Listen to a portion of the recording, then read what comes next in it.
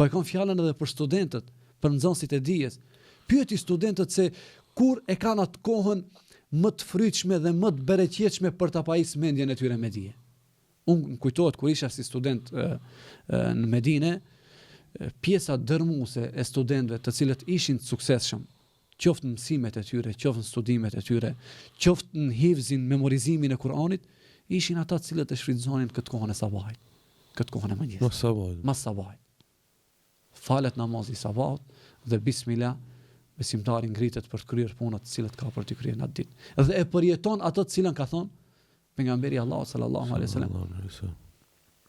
Bereqetin e punëve, bereqetin e veprimtarisë së tij në jetën e tij. Hoç, edhe te studimet e eceke, shumë njerëz studojnë shumë, por nuk ndihen nuk kanë bereqet në dijen e vet.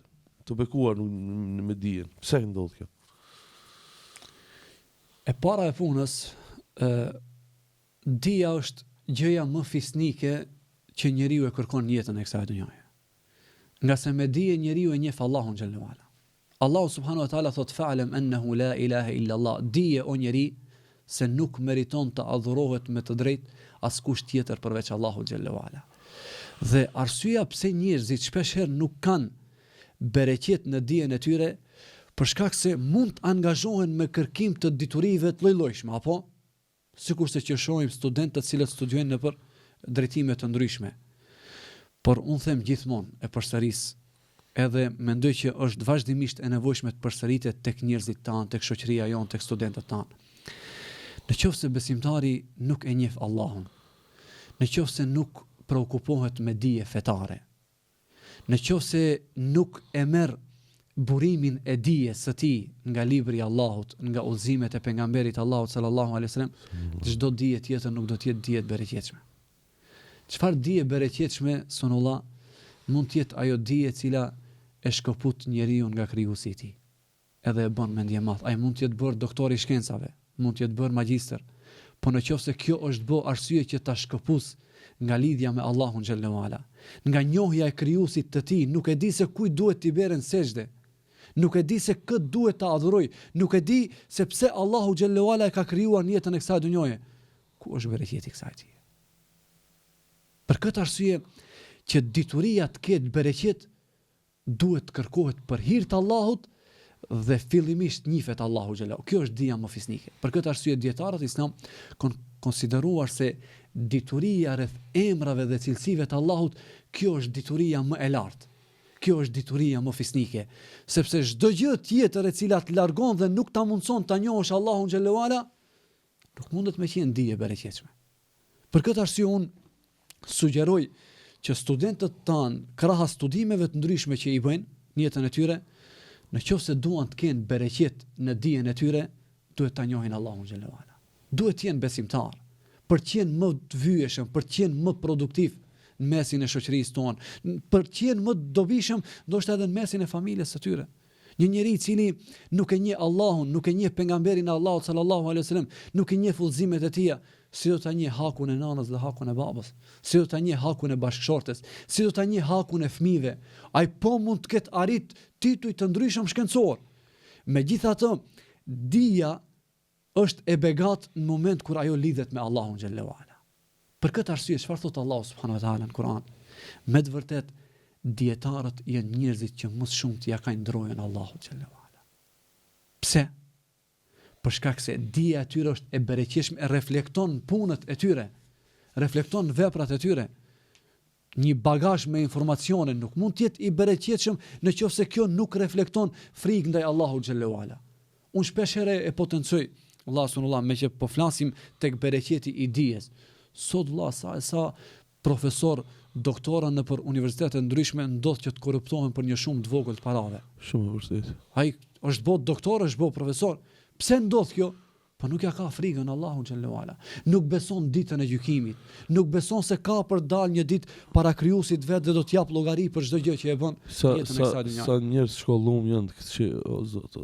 Për shembull Miloševići, Netanyahu, që kanë bërë genocide. Ti sa Këtë me shkolla janë. Sot mesin e shqiptarëve. Akademika. Njerëz të cilët ti e konsideron, domethënë, ti e ke një lloj imazhi për të se ky është profesor, doktor akademik dhe në fund del me një deklarat që s'ka të bëje as pak me realitetin, duke fy një element të rëndësishëm fetar dhe ti e shef se vërtet gjithë kjo arritje e tij nuk paska asnjë lloj dobije. Pse?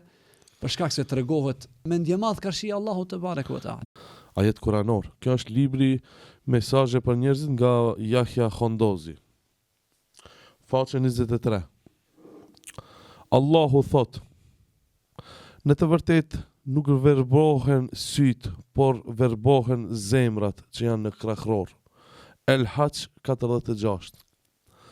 Kur e sheh një astronaut që adhuron lop, një neurokirurg ateist që nuk sheh mbrapa këtij universi, një krijues, një doktor universiteti që e kundërshton Zotin lidhur me çështjen e trashëgimisë, një letrar që e kundërshton sunetin, një mendimtar që e konsideron hijabin prapambeturi, dije se çështja asnjëherë nuk ndërlidhet me mendje, por me zemër. Me zemër fiks.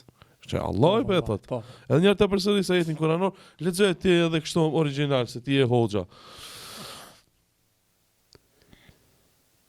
Thot Allahu xhallahu ala në ajetin që e përmende, me të vërtet thot nuk verbohen syt. Njeriu mund të ketë sy në ball, por nuk është verbrimi real, verbrimi i syve. Po thot Allahu xhallahu ala, walakin ta'mal qulub, por ata të cilët realisht, por ajo e cila realisht verbohet tek njeriu, janë zemrat e tyre elleti fi sudur, të cilat gjenden brenda gjokseve të tyre. Andaj kjo është që ne gjatë Mund është me kon akademik, ama në zemër nësi e... Mund ka pëlqy, unë jam gjenerat e res, unë dhe nuk e them sinqerisht për shkak të modestisë, po e them për shkak të për qenë reale dhe për ta kuptuar shoqëria jonë shqiptare, se në mesin tonë, elhamdulillah, kemi hoxhallar shumë të ditur. Dhe më kujtohet një thënie nga hoxha Enis Rama, Allahu e ruajt, i dhash të shëndet e ymër. Hoxha Enis thotë kështu: është paradoks që ti jesh edhe shkencëtar edhe ateist. Edhe është e vërtet. Gjithë ato argumentet Allahu xhallahu ala i shef në horizonte, në gjithësi, sa, do me thonë, ti je shkencëtar, ty të kara hise të shohësh gjëra të cilët popullata nuk i shef. Megjithatë, është tejet paradoksiale që ti jesh edhe shkencëtar edhe ateist. Edhe ateist. Dhe andaj ne sot habitemi si ka mundësi filoni me gjithë të lloj grada të ndryshme ta thot këtë fjalë për Allahun, ta thot këtë fjalë për pejgamberin e Allahut sallallahu alaihi wasallam. Dije jo e bereqetshme. Burimi themelor i çdo dije është libri i Allahut. Andaj Allahu subhanahu wa taala e ka quajtur librin e tij, çfarë thot Allahu xhallahu ala në Kur'an? Thot Allahu: kitabun anzalnahu ilayka mubarakun. Këtë libër të cilën ne ta kemi zbritur ty është libër mubarak. Është libër i bereqetshëm. Allahu xhallahu ala kur flet për natën e Kadrit, çfarë thot? Inna anzalnahu fi lejletin mubaraka. Ne patëm zbrit kë librin në një natë, çfarë nate? E thjesht e ka quajtur Allahu në një natë begat të bereqetshme. Nuk është sikur se ne të tjera. Për këtë arsye ka një vlerë jashtëzakonisht madhe tek ne besimtarët.